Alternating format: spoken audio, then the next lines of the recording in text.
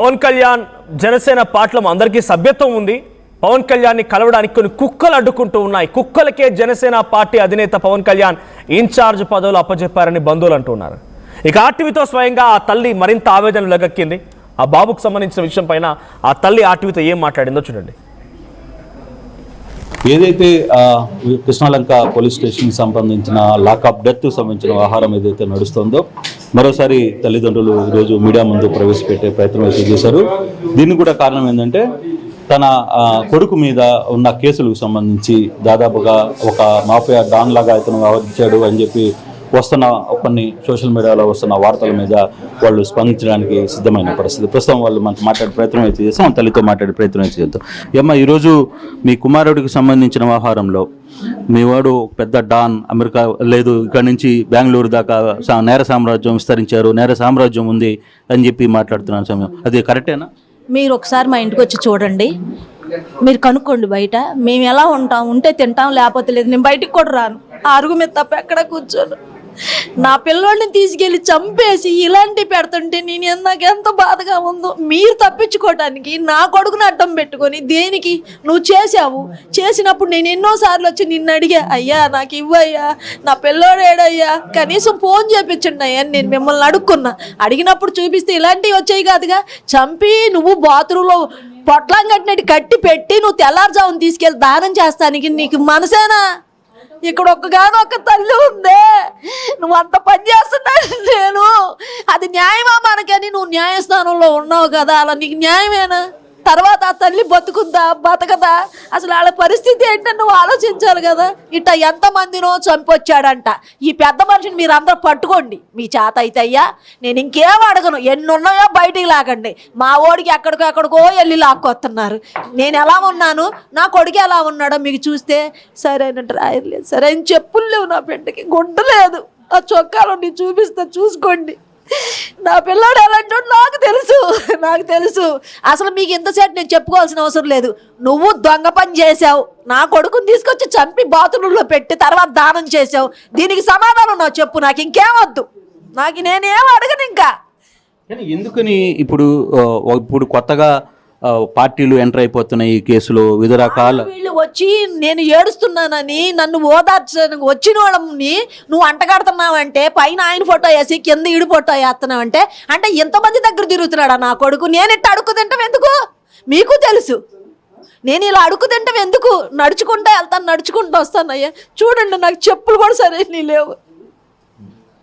ఇంతకన్నా మీకు నేను ఇంకేం చెప్పుకోలేను. ఎందుకంటే నా కొడుకు మీద మాత్రం బురద చల్లొద్దు, మా మీద చల్లొద్దు. మేము అలాంటి వాళ్ళం కాదు. పైన ఆయన ఫోటో వేస్తున్నారు, ఏ పార్టీ వాడొస్తే ఆ పార్టీ ఫోటో వేస్తాం, కింద నా కొడుకుని వేస్తాం. అంటే ఎన్ని పార్టీలో ఉన్నాడు నా కొడుకు? మీకు ఇదేమన్నా పద్ధతి ఉందా? ఎందుకు అలా తప్పించుకుంటాను చూస్తా?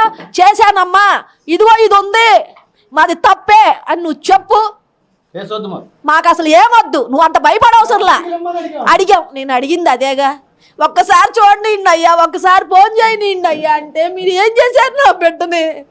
ఒక్కసారి చూపించండి అన్న. చూపిస్తానమ్మా, చూపిస్తానని చెప్పి అశోక్ నేను మాట్లాడిస్తాను, నేను చూపిస్తానని ఒకసారి అసలు మీ ఓడు నా దగ్గరికి రాలేదని ఒకసారి అక్కడ కొట్టి పడేశారు.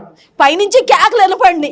నాకు కంగారు వచ్చేసి నేను కిందకు వచ్చి గబగబా ఎదురు బడ్డీ కొట్టుంటే అందులో మంచినీళ్ళు తాగి మళ్ళీ పరిగెత్తట్టుగా అమ్మా అమ్మా అని పెద్ద కేకలు వేస్తున్నాడు. నన్ను నేను చూస్తే కాళ్ళకి కట్లు కట్టి అన్నీ ఉంటే ఎదురుగున్న బాబురావు గాడు, ఈ మురళీకృష్ణ, అశోక్, ఇంకా శివరామకృష్ణ వీళ్ళందరూ అడ్డం ఉండి కర్రలు ఇలా పెట్టుకొని కూర్చున్నారు. నా కొడుకు మీద మీకు అంత కచ్చేంటి? మిమ్మల్ని ఏనాడన్నాడు? పలకరిచ్చాడా? నేనేమన్నా అన్నానా? పోనీ ఏనాడన్నా? వస్తే తలకాయ ఉంచుకొని అయ్యా మా అబ్బాయి ఉన్నాడంటగా అని నేను అడిగి మీకు ఎంతో కొంత డబ్బులు ఇచ్చి నా కొడుకు చేసింది ఏంటో నేను చెప్పుకుంటాను. ఇంకోసారి రావు మేము. మా వాడు ఆడు కూడా చాలా జాగ్రత్తగానే బతికాడు అయ్యా, ఆడేం తప్పుడు పనులు చేయలే. మామలకు కూడా మామూలు ఏమన్నా అనుకుంటారని చెప్పి ఇక్కడి నుంచి వెళ్ళిపోయాడు నా కొడుకు. నీకెంత ధైర్యం ఉంటే పడుకుని ఉన్నాడు వెనక చేతులు కట్టేసి, నీకు అహంకారం ఉందని, నీకు ఇది ఉందని చెప్పి, నీకు జాబ్ ఉందని చెప్పి నువ్వు నా కొడుకుని తీసుకొచ్చి జీబులో పడేసి అక్కడి నుంచి ఇక్కడ చేతులు కట్టేసి కింద నుంచి రక్తం పడేటట్టు నువ్వు కొట్టి కొట్టి మళ్ళీ టాస్క్ ఫోర్స్ వాళ్ళకి అప్పచెప్పి నువ్వు ఇంత చిత్రవత చేసి చేతులు ఇంత లావున అయిపోయేటట్టు కొట్టాల్సి కనబడకుండా బతుకుతున్న నా కొడుకు వల్లే నేను ఇలా ఎండిపోయా. ఇలా బిడ్డను కూడా లేకుండా చేసి ఆఖరిసారిగా నిన్ను అడిగాడు అమ్మని చూపించండి. ఆ మాటలు కూడా మాకు తెలిసినాయి. అమ్మని చూపించమంటే నీకు కనికరం లేదా? నువ్వు మామూలుగా సావు అంతే. సో మరోవైపు నవరంగతో మాట్లాడే ప్రయత్నం అయితే చేస్తాం. ఈ కేసుని మొదటి నుంచి కూడా కేసుకు సంబంధించిన కొన్ని కీలకమైన డాక్యుమెంట్స్ని ఆయన బయట పెట్టే ప్రయత్నం అయితే చేశారు. ఆయనతో మాట్లాడే ప్రయత్నం కూడా చేద్దాం. సార్ నవరంగ, ఇప్పుడు ఈ కేసుకు సంబంధించి ఇప్పుడు తాజాగా కొత్త పరిణామాలు తిరుగుతున్నాయి, కొత్త కోణాలు వస్తున్నాయి, కొత్త పార్టీ ఎంక్వైరీలు వస్తున్నాయి. ఇవన్నిటిని ఎలా చూస్తారు? అసలుకి ఏం జరుగుతుంది? ఆడికి 23 నుంచి 26 ఏళ్ళ వయసు, ఆడికి పార్టీలతో రాజకీయ నాయకులతో ఏం సంబంధం ఉంటుంది? వాళ్ళ మేనమామలో మేము 6 ఉన్నాం కాబట్టి ఈ రోజున మమ్మల్ని పట్టి పార్టీలోళ్ళు మాకు సానుభూతి తెలియజేయడానికి, మా అక్కకి జరిగిన అన్యాయానికి సపోర్ట్ చేయడానికి వస్తారే తప్ప ఆ తల్లి అలా ఏడుస్తుంటే ఆమెకి రాజకీయాలు అంటకడతాం, ఆమె బాధను కూడా మనం రాజకీయంగా వాడుకుంటాం ఎంత తప్పు. అసలు మేము అంబటి రాంబాబు గారికి కానీ అవినాష్ గారికి కానీ మేము వీళ్ళెవ్వరికీ సపోర్ట్ చేయలేదండి. మేము వైసీపీకి సపోర్ట్ చేయలే. మేము జనసేన ఫాలోవర్స్, పవన్ కళ్యాణ్ గారు ఫాలోవర్స్, నాదెండ్ల మనోహర్ గారు ఫాలోవర్స్. మేము మొన్న లోకేష్ గారికి పనిచేసాం మంగళగిరి నియోజకవర్గంలో. మా దగ్గర అన్ని ప్రూఫ్స్ ఉన్నాయి. మాకు రాజకీయాలకు ఏం సంబంధం లేదు. ఆ తల్లి అలా ఏడిసి కంఠశ్వాస పెట్టుకొని స్టేషన్కి వెళ్తే పోలీసులు నిర్దాక్షిణ్యంగా దారుణాలకు ఒడిగట్టి చంపి శవాన్ని మాయం చేసి వాళ్ళని తీసుకెళ్లి బాత్రూంలో వేసి చీకటితో తీసుకెళ్లి దానం చేసి ఆ ఫోటోలన్నీ బయటకు రావనుకుంటే అందులో ఉన్న చిన్న చిన్న కేసుల్లో వచ్చిన ముద్దాయిలకి అవి కనపడలేదా? వాళ్ళు చెప్పరా అండి మాకు మీ ఓడిని ఇలా చేస్తున్నారని? మేము 40 సంవత్సరాల నుంచి స్థానికులుగా ఉన్నప్పుడు కృష్ణలంక పోలీస్ స్టేషన్కి కోతవేటు దూరంలో నువ్వు శ్మశానం పెట్టుకొని కరెంటు మిషన్లు వేసి దహనం చేసి కనీసం అస్థికలు కూడా నువ్వు అప్పచెప్పవా? మేము అడిగామండి, మీరు ఈ పని చేస్తుంటే అస్థికలన్నా ఇవ్వండి, మేము ఆ టయానికి కార్యక్రమం చేసుకోవాలి హిందూ సాంప్రదాయ ప్రకారం అన్నాం. అసలు మీ వాడు మా దగ్గరికి రాలేదంటాడు. నువ్వు రాలేదు అంటే నువ్వు ఈ కొట్టిన దెబ్బలు ఎక్కడి నుంచి వచ్చినాయి? నువ్వు ఎవరు? ఇప్పుడు మీరు ఈ ఎవిడెన్స్ అన్ని కూడా మీరు ఎలా సేకరించారు? ఆ ఎవిడెన్స్ని మీరు రాంబాబుకి ఇచ్చింది వాస్తవమేనా? వాస్తవేనండి, మేమే ఇచ్చాము. ఇప్పుడు మమ్మల్ని ఎవరైతే కాపాడుకోవాల్సిన party Janasena party, TDP party ఎప్పుడైతే ఇది వెనక్కి వెళ్ళిందో మాకు సహాయం చేయకుండా, అంటే వాళ్ళ దాకా వెళ్ళనివ్వలేదండి లోకల్ నాయకులు. వాళ్ళ దాకా వెళ్ళనిస్తే మేము ఇంకొకరి దగ్గరికి వెళ్ళి చెప్పుకోవాల్సినంత అవసరం ఉండదుగా. ఇప్పుడు మావాడే మాకు సహాయం చేస్తే బయటతో ఫైట్ చేయాల్సిన పనే ఉంది. వీళ్ళు ఎప్పుడైతే మాకు చేయరని మాకు అనిపించిందో ఆ రోజున మేము ఆ ఎవిడెన్స్ వాళ్ళకి ఇవ్వడం జరిగింది. వాళ్ళే కనుక ఆ రోజు వచ్చి స్టేషన్ ముందు ధర్నా కూర్చొని నువ్వు మా జనసేన కార్యకర్తకి, మా జనసేన ఫ్యామిలీకి ఇలా అన్యాయం జరిగిందని కనుక నువ్వు క్వశ్చన్ చేస్తే ఇదే సిఐ నాగరాజు తీసుకెళ్ళి మాయం చేసేవాడు కాదు కదా. మా బాధ కూడా అదే. మాకు చేయాల్సిన వాళ్ళు న్యాయం చేయకపోగా బయట ఎప్పటికీ ఉంటుంది. ఈ తల్లికి అన్యాయం జరిగింది, ఇంకో తల్లికి అన్యాయం జరగకుండా చూడండి. ఈ రాష్ట్రంలో ఏ తల్లి కళ్ళెమ్మటి నీళ్లు రాకూడదు.